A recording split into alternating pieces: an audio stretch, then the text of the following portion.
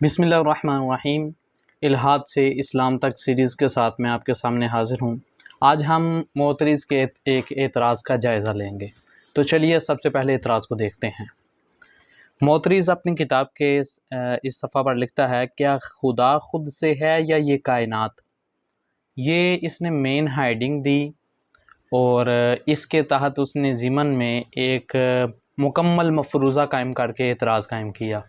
चलें वो मफ़रूज़ा भी देख लेते हैं, उसके बाद पूरे एतराज़ का जायज़ा लेते हैं। लिखता है, अक्सर मुसलमान या खुदा परस्त खुदा के होने की सबसे बड़ी दलील ये देते हैं कि कायनात, ज़मीन, सूरज, चाँद, सितारे खुद से पैदा नहीं हो सकते, बल्कि कोई भी चीज़ खुद से पैदा नहीं हो सकती। इनको बनाने वाली कोई ताकत मौजूद है और वो खुदा है। लेकिन जब ये पूछा जाए कि अगर कोई चीज़ खुद पैदा हो ही नहीं सकती तो फिर खुदा खुद से कैसे पैदा हो गया, उसको किसने पैदा किया। अगर खुदा खुद से पैदा हो सकता है तो फिर हम अपना बनाया हुआ उसूल खुद ही तोड़ रहे हैं। लिहाजा ये क्यों नहीं कहा जा सकता कि कायनात भी खुद से पैदा हो गई और हमेशा से है और हमेशा रहेगी। जितना इम्कान खुदा का हमेशा से होने का है, उतना ही कायनात का हमेशा से होने का भी है। फिर ये क्या बात हुई कि एक क्यास आराई को 100% मान लिया और दूसरी को 100% रद्द कर दिया। अच्छा, यहाँ पे मोतरिज़ ने एक चीज़ अपने एतराज़ के अंदर लिखी है कि ख़ुद ही अपने उसूल को तोड़ने वाले हैं। हम सबसे पहले मोतरिज़ को ये साबित करेंगे कि ये हम नहीं बल्कि मोतरिज़ अपने उसूल को तोड़ने वाला है। उसके बाद हम जो है ना इस एतराज़ का जायज़ा लेंगे। मोतरिज़ कैसे इस उसूल को तोड़ने वाला है। इस मतन को आपने देखा, इसका माहासल ये है कि अगर हम ये कहते हैं कि कायनात खुद से है, इसका मतलब ये है कि कायनात हमेशा से है, यानी कायनात कदीम है, ये शुरू से चलती हुई आ रही है, इसको कोई बनाने वाला नहीं है।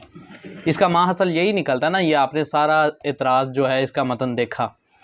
अब अगर हम मोतरिज़ का कोई ऐसा कौल आपके सामने पेश करें कि जिसमें वो ये कहे कि कायनात शुरू से नहीं है बल्कि बाद में बनी, तो फिर ये फैसला आप करेंगे कि कौन अपने ही उसूल को तोड़ने वाला है। जी बिल्कुल। अब इस मतन में आपने क्या देखा, मोतरिज़ का दावा है कि कायनात खुद से है, यानी खुदा के ऊपर एतराज़ करते हुए कहता है कि जिस तरह खुदा खुद से हो सकता है, कायनात भी तो खुद से हो सकती है।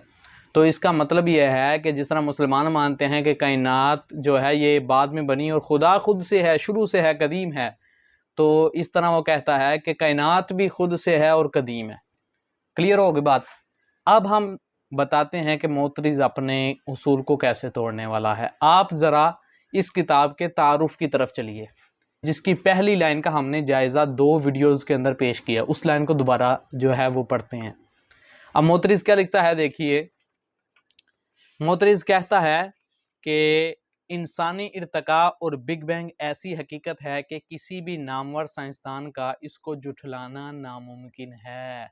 अब देखिए, इसके अंदर इसने बिग बैंग की बात की। बिग बैंग क्या है पहले ये जान लीजिए। 1990 के अंदर नासा ने हबल टेलीस्कोप जो है वो खला में भेजी, जिसने मुख्तलिफ चीज़ों को दरियाफ्त किया बकौल उनके, ठीक है। और उनमें से एक चीज़ ये भी दरियाफ्त हुई कि हर चीज़ यानी कायनात में फ़लक में जितनी भी चीज़ें हैं वो सब के सब फैल रही हैं मुसलसल। उससे उन्होंने एक नया मफरूज़ा कायम किया और वो ये था, जिसको बिग बैंग कहा जाता है, कि एक धमाका हुआ, ठीक है। बेसिकली वो धमाका नहीं, लेकिन मशहूर इसी लफ्ज़ से हो गया कि एक धमाका हुआ जिससे ये कायनात वजूद में आई। अब देखें, मोतरिज़ खुद अपने उसूल को तोड़ने वाला है। पहले इसने क्या लिखा तारुफ के अंदर कि कायनात बिग बैंग के बाद कायम हुई, और ऊपर से इसने दावा भी किया कि बिग बैंग ऐसा मफरूज़ा है, ऐसी हकीकत बन चुकी है जिसको कोई नामवर साइंटिस्ट भी नहीं जुटला सकता। तो खुद जनाब पहले इतराज़ के अंदर ही जुटलाते हुए कहते हैं कि कायनात जो है वो खुद से है और वो शुरू से चलती हुई आ रही है, और मुसलमानों के ऊपर इतराज़ कर रहे हैं। अब आपने ये जान लिया कि अपने असूल को तोड़ने वाला है, लिहाजा हमने ये बात साबित कर दी मोतरिज़ के कौल से ही कि मोतरिज़ खुद अपने असूल को तोड़ने वाला है। और ये अभी हमने आधी किताब नहीं की, अभी किताब की स्टार्टिंग है और शुरू में ही ये बात क्लियर हो गई। पहली वीडियो में भी हमने ये बात क्लियर कर दी कि मोतरिज़ की किताब की इब्तिदा ही झूठ पर मबनी है, और अब पहले एतराज़ की जो बुनियाद है वो धोखा, फरेब, ठीक है, इन चीज़ों के ऊपर जो है ना ये मबनी है।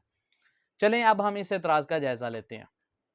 सबसे पहली बात यह है कि कायनात खुद से है या खुदा खुद से है।